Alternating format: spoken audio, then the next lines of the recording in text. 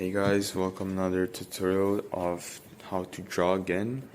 And in this tutorial I'll be teaching you guys how to shade and how to do observational drawing with the grid method.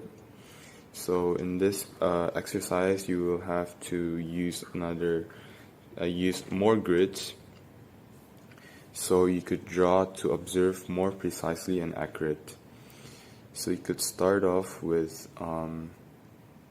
from the example, from the what you were given.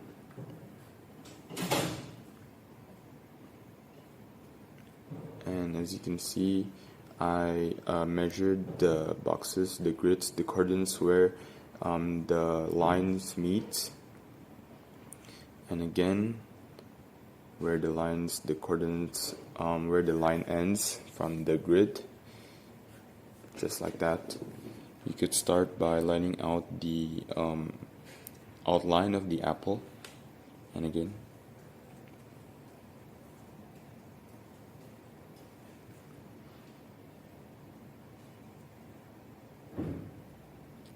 The coordinates again. So you could do this more slowly, just take your time. Just make sure that your drawing is accurate enough, but as you draw you will get used to it, and if you're good at it already, you don't need to measure those coordinates again, and you could just use your feelings, just like that.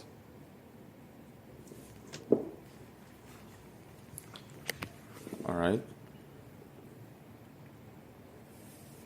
So in this picture, the values, there are different kind of values. With the very dark ones is on the shadow, of course.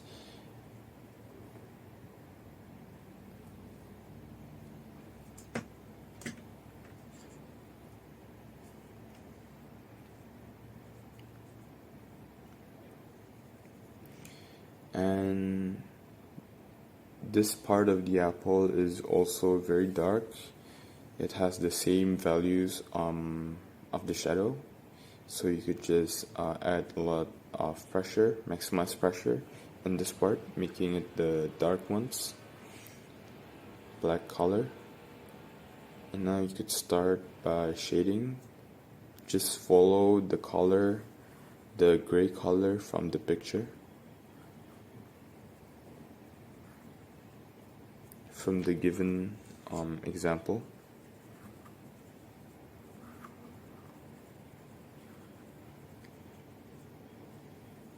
You could just lightly sketch, add very minimum pressure to your fingers, and you could start by adding a little bit pressure as it goes to the right.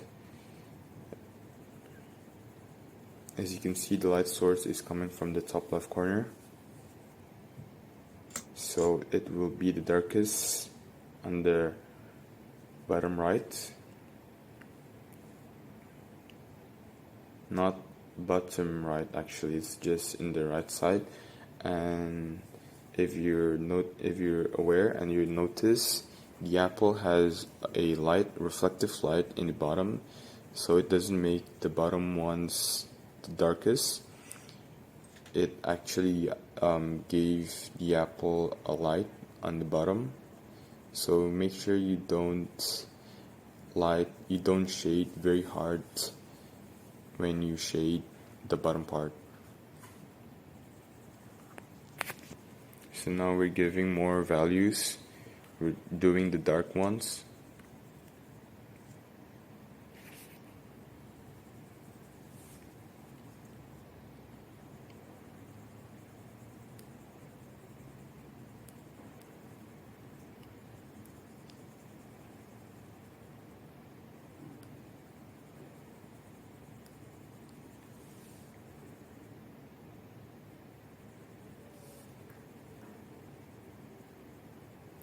And I leave a small part. As you can see from the example, it has a reflective light in the apple on the upper front side. So it's a white color, so I just leave it there. I didn't shade at all. And now we're continuing with the outer part of the apple. It's giving a black small shadow surrounding the entire apple. And it may look not very smooth, but don't worry, because I'll tell you guys a technique that you guys can use. Adding more values.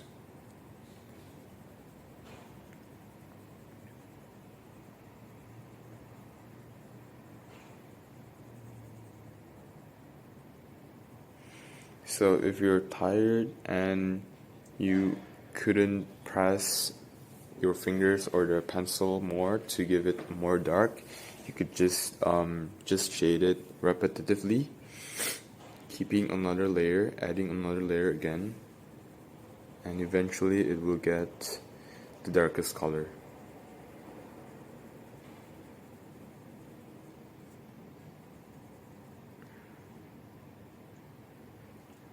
As you can see, I leave the bottom part a little bit more light, as the light reflects the floor, and the floor reflects light, and it has light rays into the apple. So this technique, you could use your fingers to shade, so it gives a more smoother surface and texture.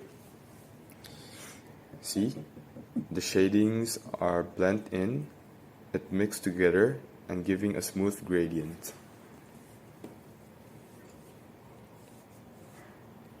This technique is not actually very often used, and if you're like a professional artist or you need to shade to be graded in a school, your professor will not prefer you guys to use this technique because it's not very allowed for some reason.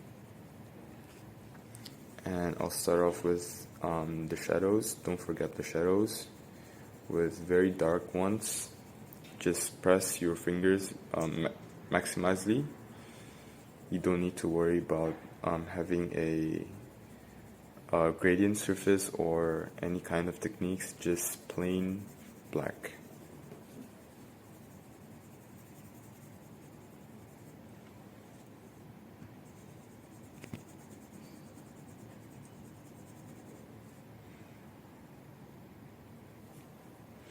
Alright, we are done. However, I realized that when I compare my drawings to the example, it doesn't really look alike. There isn't enough values in the apples, especially the dark ones. And so that I thought of adding another layer to the apple to make it more dark. Yep, just like that.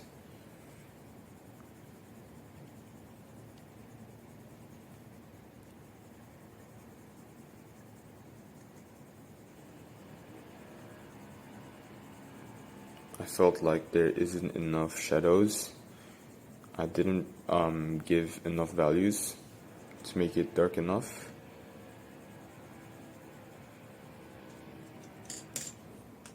And use your fingers to blend in the shadows. Yep. I know you will get your fingers dirty, but you could just wash your hands later on. It's not mandatory, but you could use your fingers if you're willing to. And now we're done.